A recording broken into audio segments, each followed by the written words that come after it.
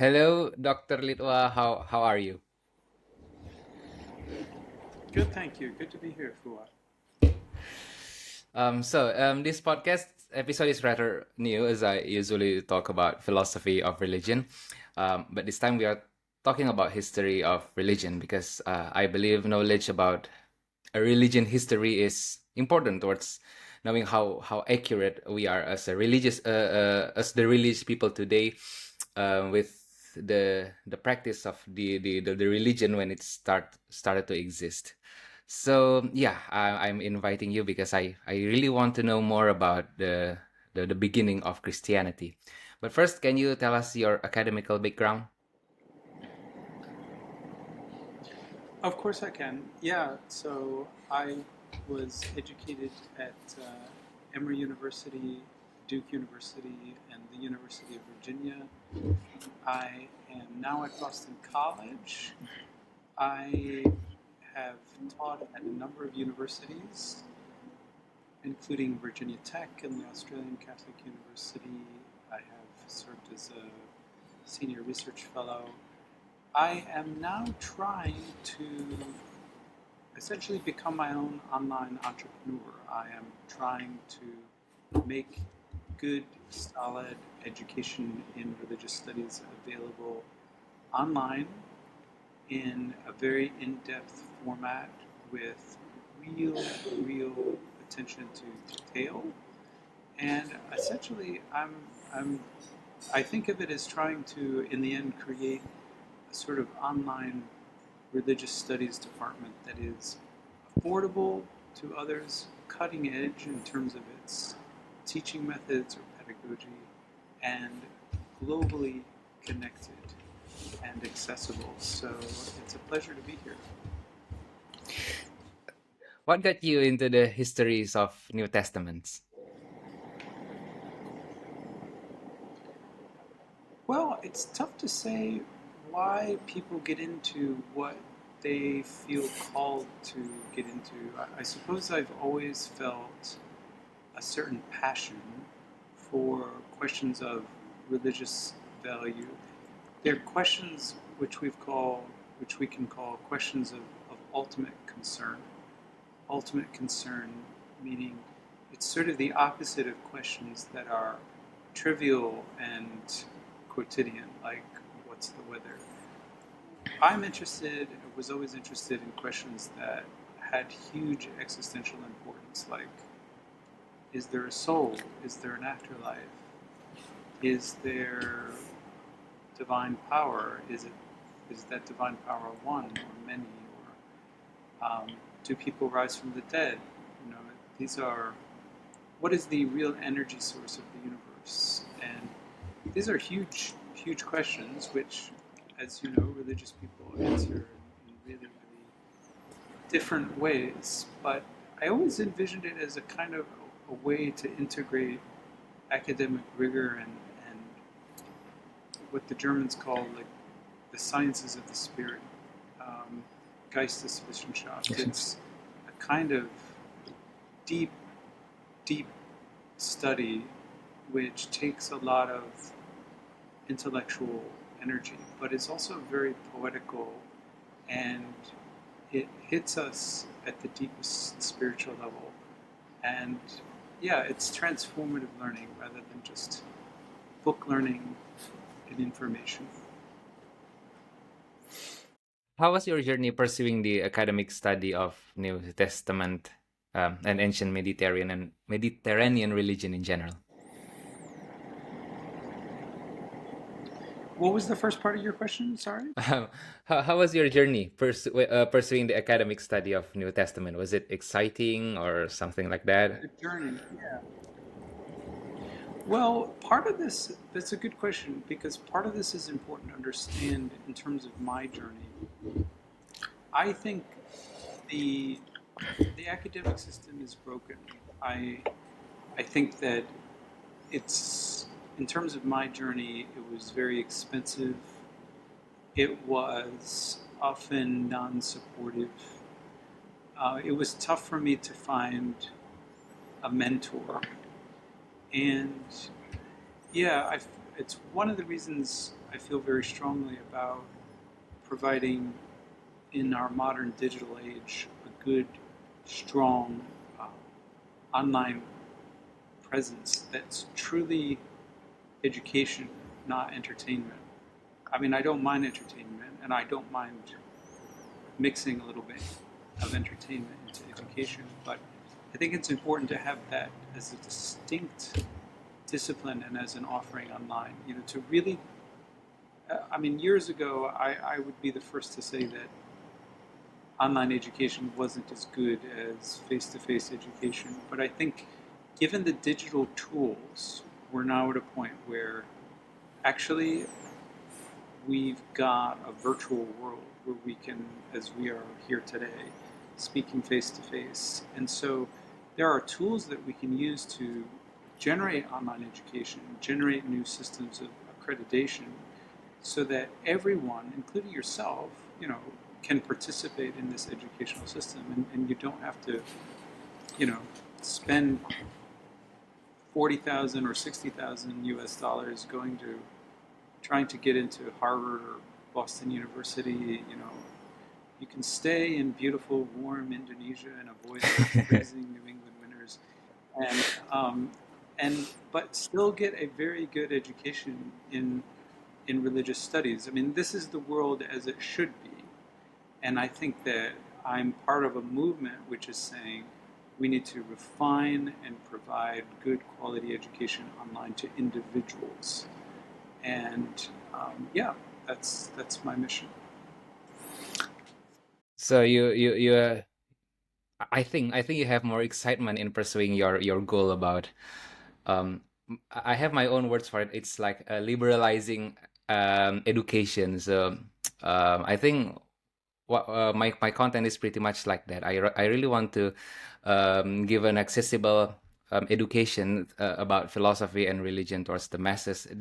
What I'm doing now is not something that I can easily achieve, information that I cannot easily achieve 10 years ago or maybe even 20 years ago. But now I'm not just know a lot of history about my religion and then Christianity. I also can talk with you face to face about that. So yeah, I think you have more excitement in pursuing that goal rather than when you're trying to study the New Testament. What do you think about that? Well, I think they're all one piece. You know, everyone has their passion, but I think especially for me, the passion is New Testament. It is early Christianity. It's a bit broader than that. It's mystery religions. It's ruler cult, imperial worship, emperor worship. It's all different sorts of Mediterranean religious activity, including ancient Egypt and Hermetic thought. So I'm fairly broad in that sense. But what I'm trying to do is I'm trying to communicate this passion, this teaching passion, to an online audience. So yes, you're definitely providing a service. And essentially I see myself as piggybacking off of channels such as yours, where I can provide the sort of next step for a lot of people who want to get academic advising online, people who want to have real solid courses online that are just as rigorous and just as precise and refined as they would get at a public university, whether in the States or elsewhere. You know, I want to create a world, or help create a world, in which you can get a really quality education without the travel, from your living room, and that's also very, you know, quality, you know, that's not skin deep. And yeah, it's all one piece of it, because, you know, I'm teaching my passion, others will teach their passion, but we have to do it well, and we have to team up.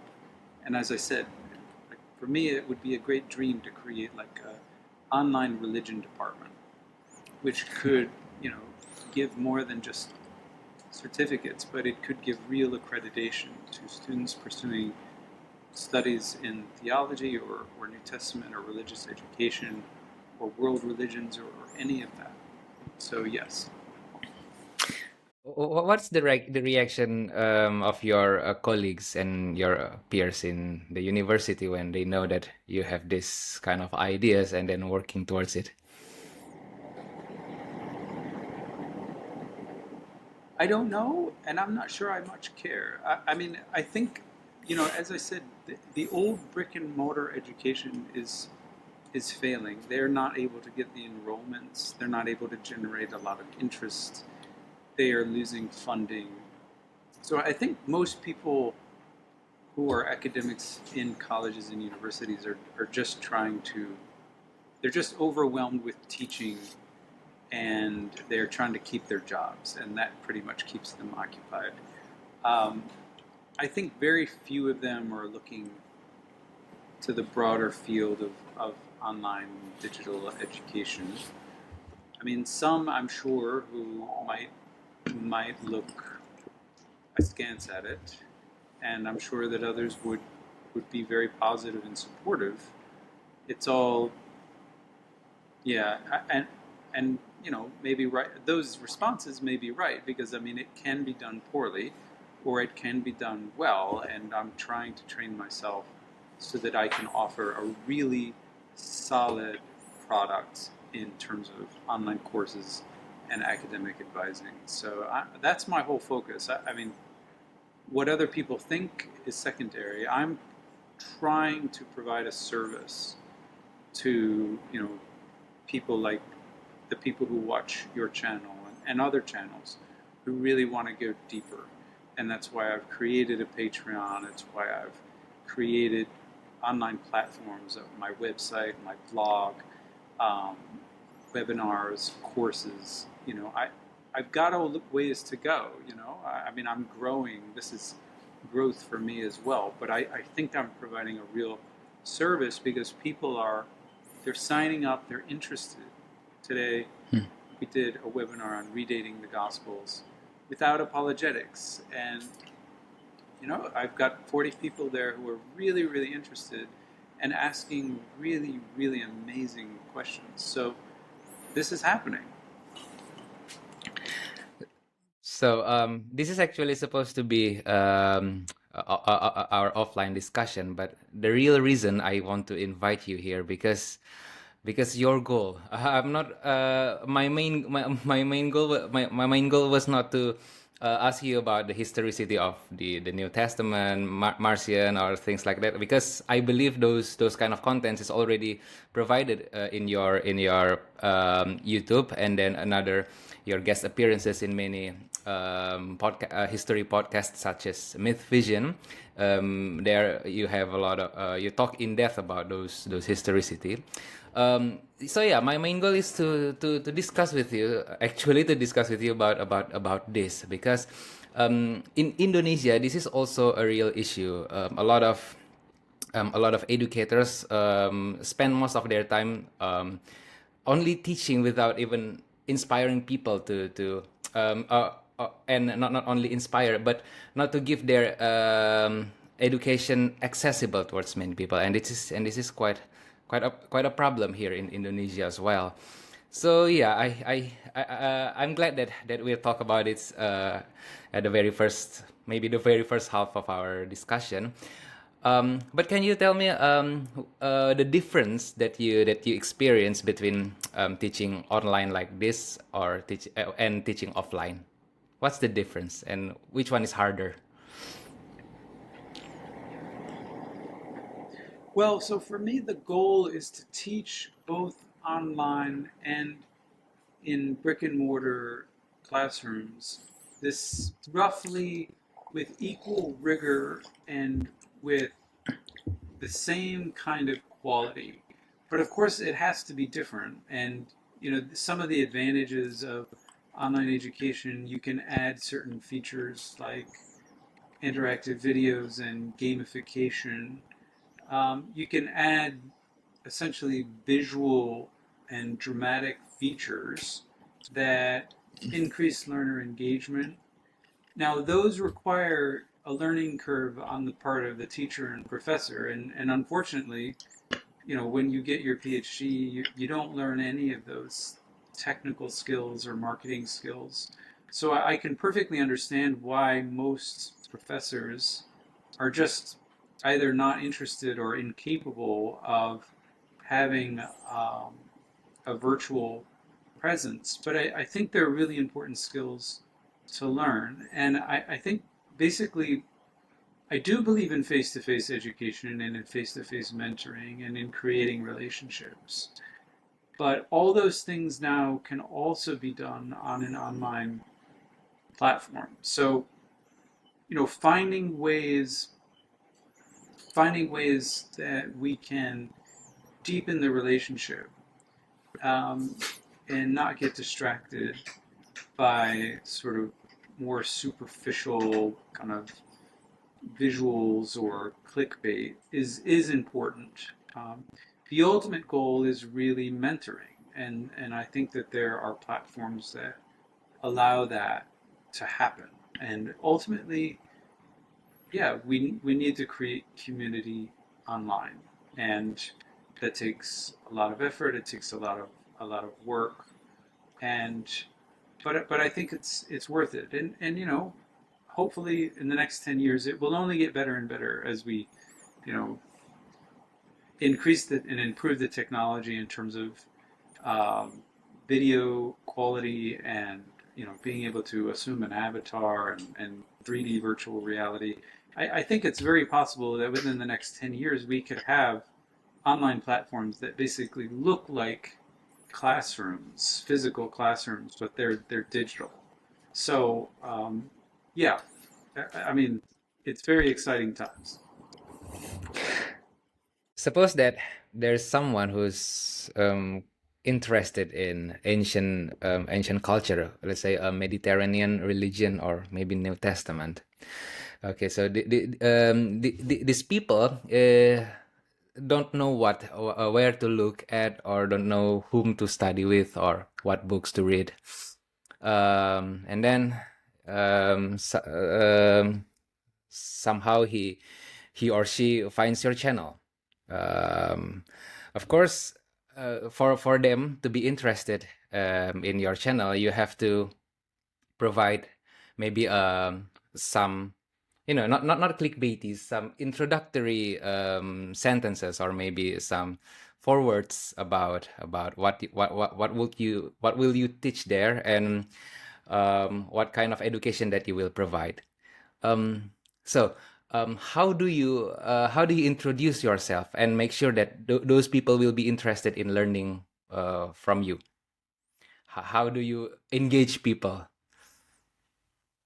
in terms of Well, I think New Testament? yeah,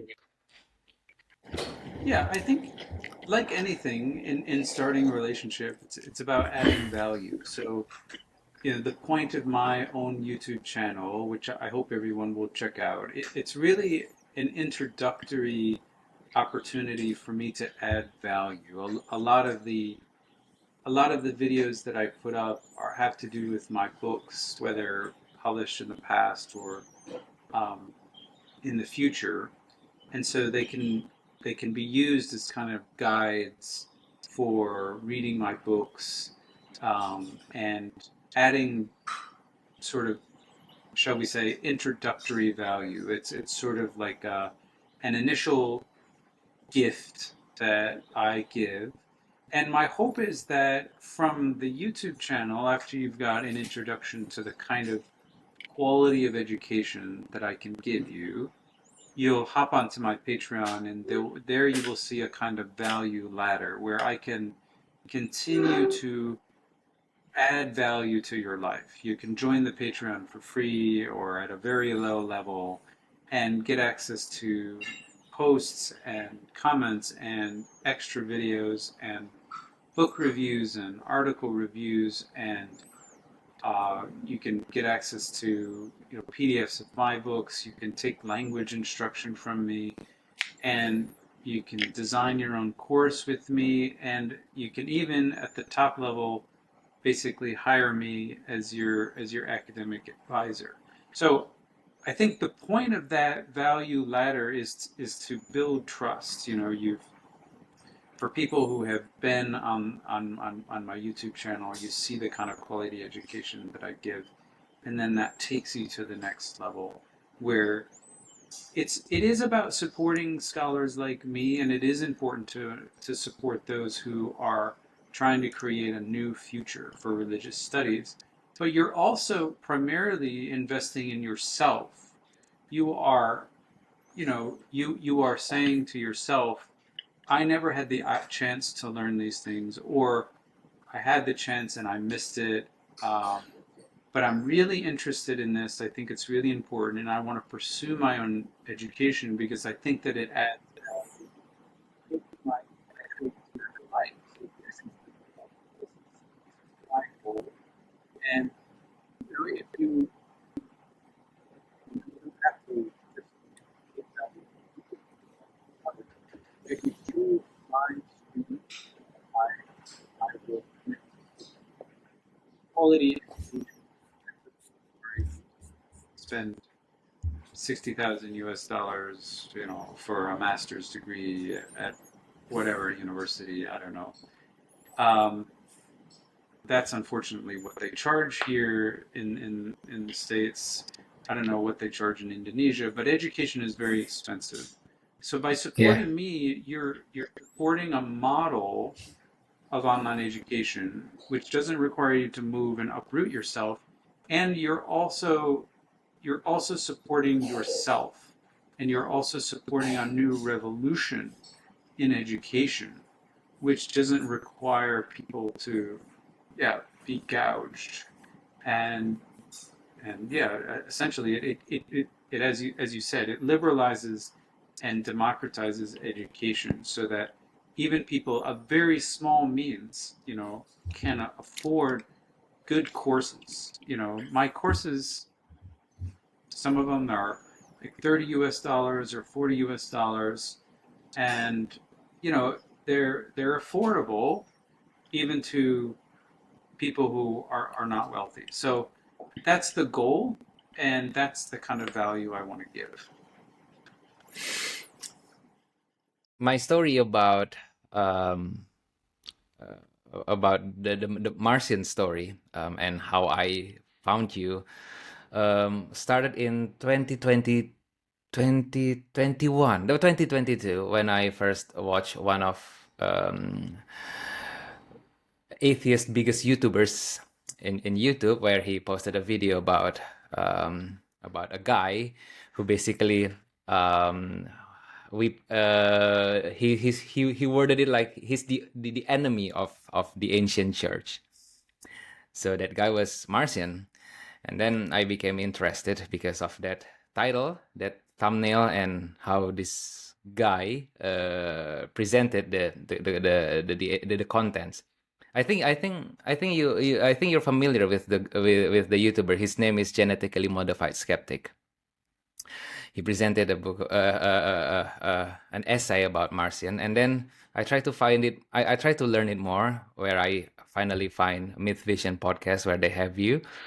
The first thing is, by learning online, I already know a lot of things about Marcion. It is I think it's unheard of in Indonesia, anything about that.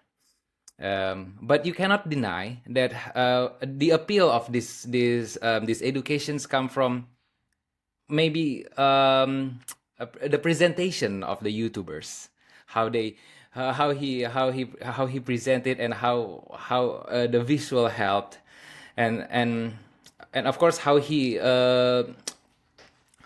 I say this, how passionate he was in trying to tell the story. Of course, he might be biased because he's an atheist, he's an ex Christian. But of course, I think in my own experience, we have to start by saying something without have to lie about things that we know and things that we wish to educate. Um, so I really want to make my audience here engaged in a conversation about the historicity of the New Testament. And I think I'm going to start with asking you a question about that. So my first question, before I ask the first question, do you have anything to say about what I said earlier? Um, no, ask away. Yeah. Okay. So the first question is, what is the most surprising knowledge you find from learning or researching the New Testament?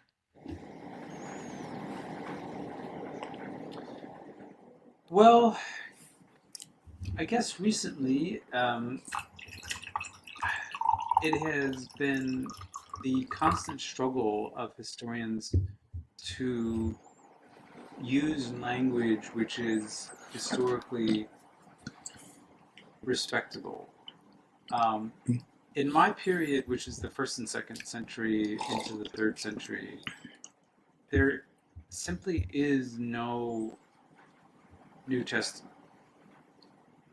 There, people don't commonly use those terms. Um, they don't use those terms at all, really, until the very, very late second century. Um, so what we have is like a fluid constellation of variable texts, like waves that are constantly being modified and reproduced and added to and deleted. And no one considers them to be a united body of writings, really, until very late in, say, the fourth century, when we start getting our very first canon lists. So it's probably a little bit different than it is in Islam. It seems to me, I'm not an expert in Islam, but it seems to me like the Quran took shape as an intentional sort of book Yeah. much faster than what what Christians call the New Testament. What Christians call the New Testament took hundreds of years to imagine and conceptualize. Um, so I guess it's also a struggle. When you want to refer to New Testament documents, I try not to refer to them by their religious names, um, because they're not. They're really, many of them are authorless texts. They don't have listed authors, and they are not certainly not written by apostles, and they certainly are not written by people who knew Jesus, and they probably aren't even written in the first century. So what I would urge people to do is, yeah, start by thinking outside the box, or maybe wipe the slate clean. And if you're interested in the New Testament, that's great. But how you should conceive of that is it's just a kind of fluid, living series of books or booklets that are never really united. And even to this day, people disagree on what should be in the New Testament. So I guess that's what I would say. I'm not sure if that's surprising or not, but I guess that's been on my mind recently. How's that realization affects your faith or lack thereof? Well, I think part of scholarship is it's not starting, if by faith we mean sort of belief in a creed or propositions such as, you know, Jesus died and rose from the dead and sat at the right hand of the Father. These are not proper starting points for the academic study of religion. However, it is also the case that we are all driven by our passions, and so there are deeper spiritual roots to our inquiry. So, I'm not discouraging people from, seeing their rigorous historical study as part of a spiritual quest. And that's a spiritual quest that even an atheist can undertake. You don't have to believe in God. I always like to say that the study of the New Testament needs a few good atheists. I must take exception to the idea that Marcion great enemy. That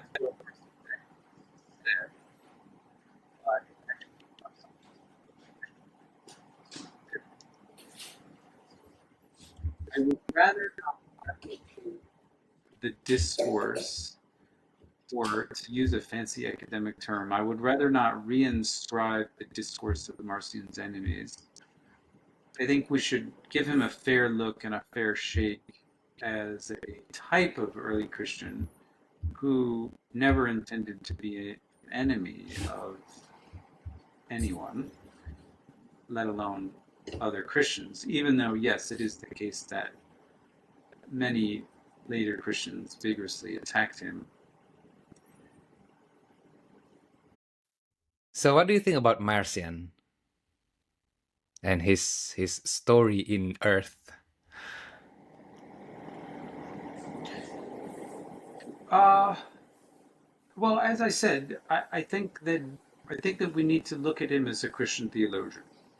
And I would encourage everyone, to think of him as a kind of church father rather than as an enemy of the church. And I'm writing a book on Marcion, trying to revise how people normally describe Marcion. They normally describe him like his enemies described him, as a kind of theological dualist or ditheist, Docetist, a deleter of scripture, a detester of Jews.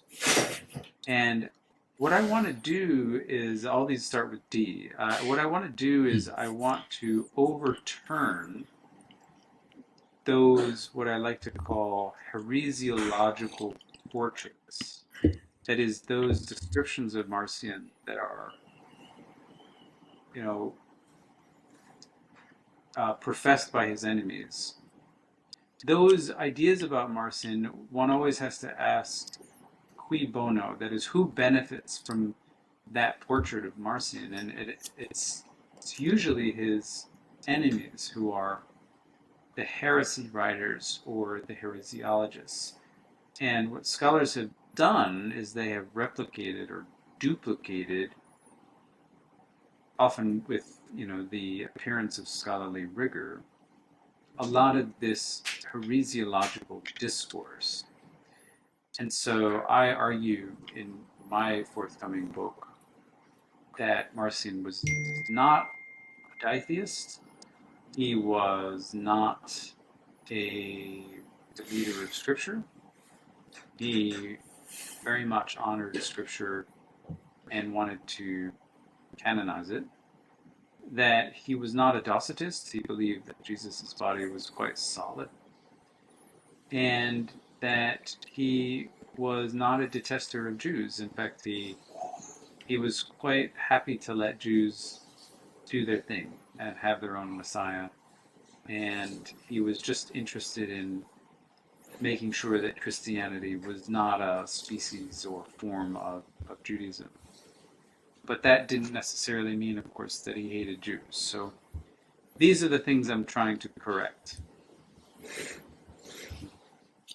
So, the notion that the early church fathers canonized the New Testament was out of hatred towards Marcion is not true. Yeah. So before our conversation, I was thinking about that. Actually, the canonization of the New Testament was done out of either hatred or scared because of Marcion's movement. From your last statements, I think I was wrong. What do you think about it? It's not driven out of hatred, but rather but more of, maybe, let's say, inspired by Marcion. I would say that's much more accurate. Yeah. it takes the early Catholics, it takes them over 2 centuries beyond Marcion to more or less agree on a canon. So to say that they are responding to Marcion is not accurate, because in Marcion's own time and in the generation after Marcion, early Catholics they don't seem to be overly concerned about issues of canon. We do have what Irenaeus calls the tetraform gospel, where he argues that there is one single gospel, but that it has 4 forms. But in terms of having an extended canon, they're not talking about that. And so I think what happened was that Marcion did give them the idea, an idea which they weren't quite ready for, that one should fix the Jesus tradition into a defined list of books. And so they did eventually warm up to that idea and implement it, but it took them over 2 centuries to do it. So yeah, it's quite a complex thing. But give me your opinion. Had Marcion himself were non-existent, he's never exist. What do you think today's Christianity would look like?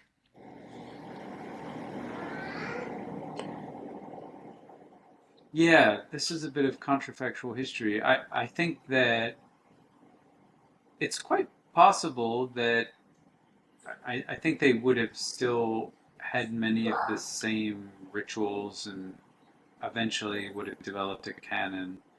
But I think that it would have been measurably less Pauline.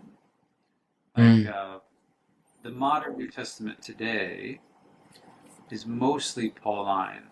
That is, 14 out of the 27 documents in the ancient world were considered Pauline. And Marcion is really the one who pushed the Pauline authority. So I can certainly envision a world where early Catholics had or eventually came up with a list of canonical books, but I can certainly imagine Paul not being in that list if Marcion hadn't pushed that issue. And that certainly would have had a great impact. And I think that, yeah, it's quite possible that, Christians would have lost central doctrines like justification by faith, and which would mean that, yeah, there would have been no Protestant Reformation, and religion and then Christianity probably would not have spread. It would still be confined to Europe, maybe. So, yeah, I think that, yeah, potentially a huge impact if Marcion had not existed. Yeah. So Marcion really thought that the God of the Old Testament is evil. Is it true? I think he did, but he also thought that that deity had a system of justice. He just thought that that system of justice was more like a tyranny.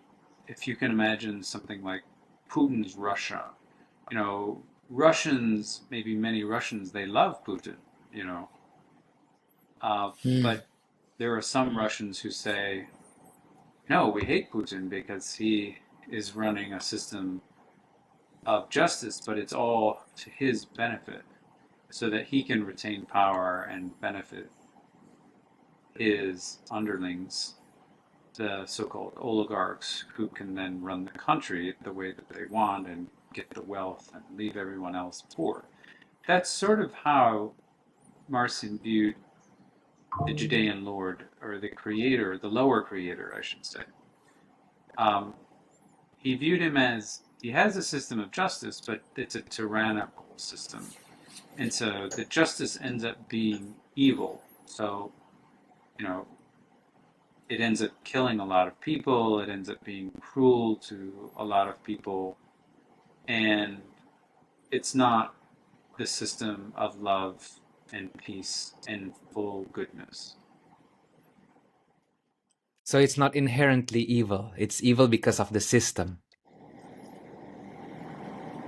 It's evil because it's selfish and it's designed for the benefit of the The God world. himself. Yeah. Okay. Yeah. Okay. Or yeah, I don't think Marcion believed that the Judean Lord was God. I think he envisioned him as a kind of middle management kind of shall we say he's a superhuman being, but he's not the universal God. He's more like a supervisor and not the manager, maybe. Yes, he's an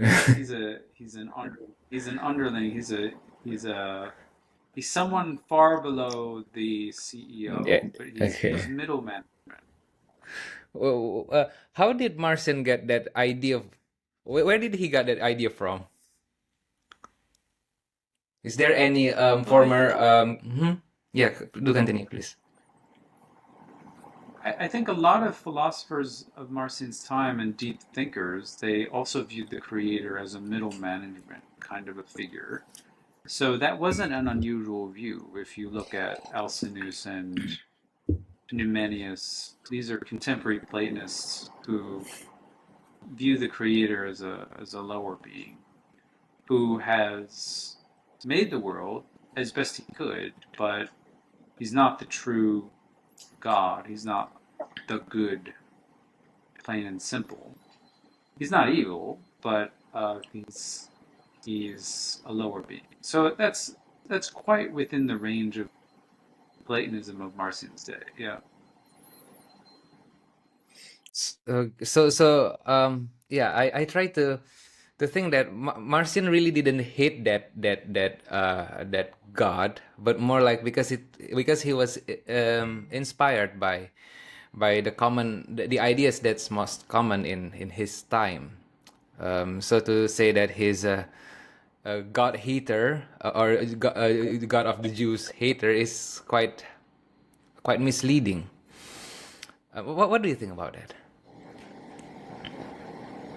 I think it probably is misleading. I think that we ultimately we can't know exactly what Marcion's actual attitude was because that's a matter of his psychology.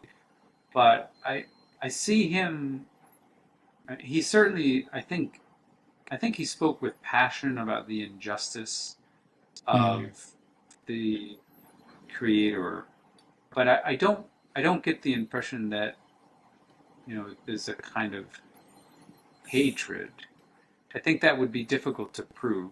And ultimately, I think for Marcion, that would be a waste of time. It's Marcion is trying to shape early Christian thought in a way that is productive.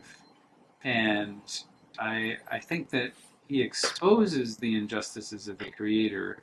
But I think you can, just like any political reformer today, you can expose the injustices of a ruling dictator without, you know, personally like hating that dictator. Of course, sometimes those two go along quite well. So ultimately, we can't really know, probably. Do you think knowledge about Marcion should be taught in every Christian university? Well, I do think he definitely fits in every course on early Christianity, early formation of the New Testament, um, courses in early church fathers, the second century apologists.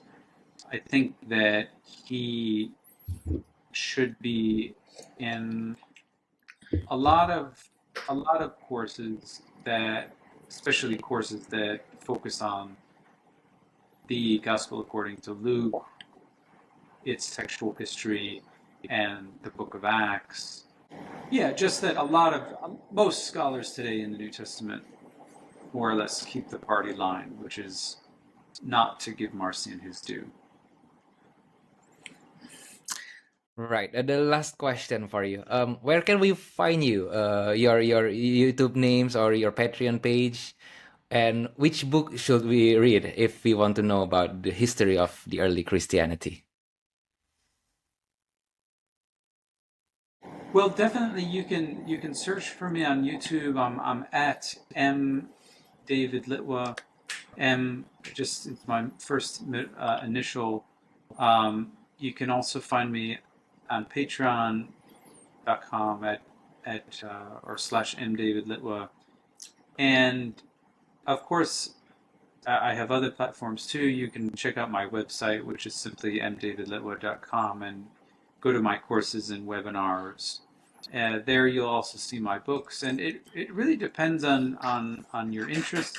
I suppose if you're interested in early Christianity, probably the most affordable and accessible book right now is my book called Found Christianities.